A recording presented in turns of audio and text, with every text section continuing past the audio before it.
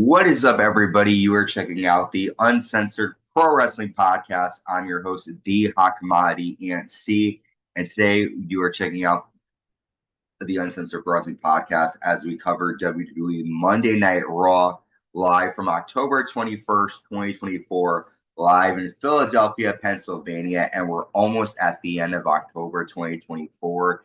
It's been a wild month, and we've got Crown Jewel coming soon. To kick off Raw, we see Bronson Reed arriving to the arena, and Seth Rollins immediately attacks Bronson Reed backstage.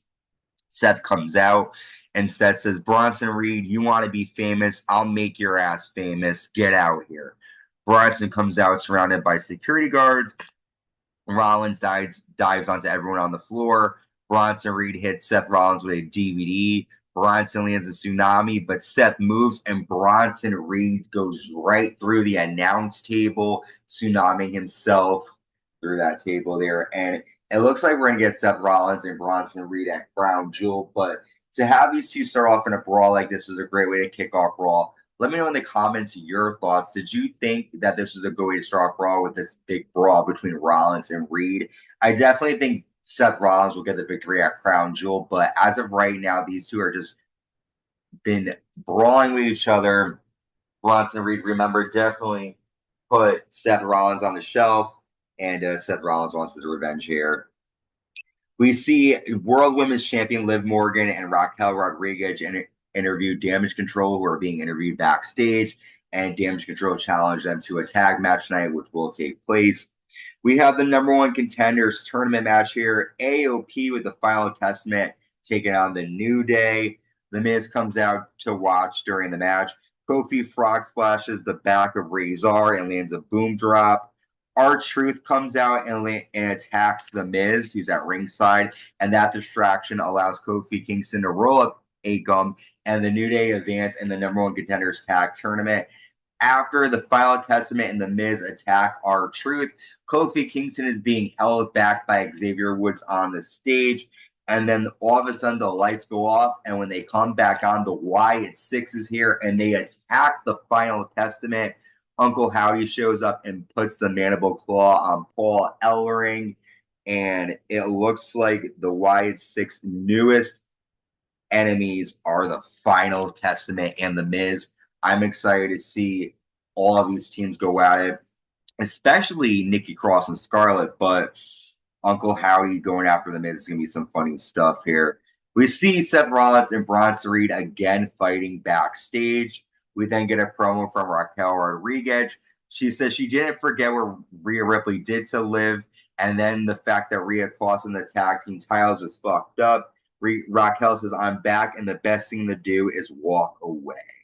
So now we have World Women's Champion Liv Morgan teaming with her, I'd say, bodyguard and friend Raquel Rodriguez against Damage Control. Raquel clotheslines both Damage Control members. Io Sky lands a springboard moonsault dropkick to Liv Morgan. Io then attacks Metaphor, who is at ringside, but then Lashland Legend punches Io Sky, leading Damage Control to get the DQ victory here. After Metaphor and Damage Control brawl until Rhea Ripley comes out, Rhea attacks Raquel. Liv hits a code breaker to Rhea, but then Rhea applies a prism trap to Liv. Rhea goes for the riptide, but then Dominik pulls Liv out, but then Rhea applies the prism lock to Dominik. And there are rumors here that we're going to get a one-on-one match between Rhea Ripley and Dominik Mysterio down the line. Let me know in the comments, do you want to see an intergender match between Rhea and Dom? I don't really necessarily want to see that, but I do think that eventually the storyline is going to end with Rhea Ripley fucking up Dominik. We see Seth Rollins and Bronson Reed fighting again backstage, and finally Adam Pearce has enough and makes the one-on-one match for Crown Jewel, Seth Rollins versus Bronson Reed. We see Judgment Day talking backstage. Finn Balor is worried about Damian Priest trying to be world champion again. Carlito laughs at Dominik Mysterio, saying that he could potentially win the world championship. Raquel then asks Carlito what he even does here, and Carlito promises to get Dominik a title shot.